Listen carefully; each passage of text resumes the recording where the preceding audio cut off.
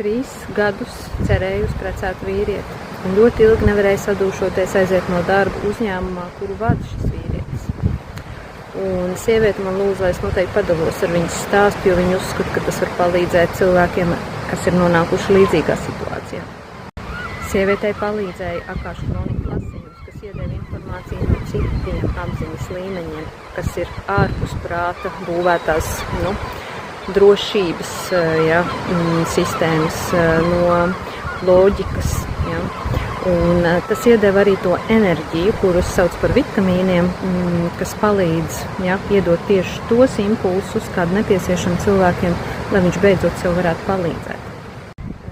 Un sieviete arī strādāja prakses ietvaros tava jaunā versija, kur viņai izdevās atbrīvot sevi no tiem enkuriem, es tos saucu par enkuriem, kuri tur pie šīs situācijas un neļauj ieraudzīt iespējas.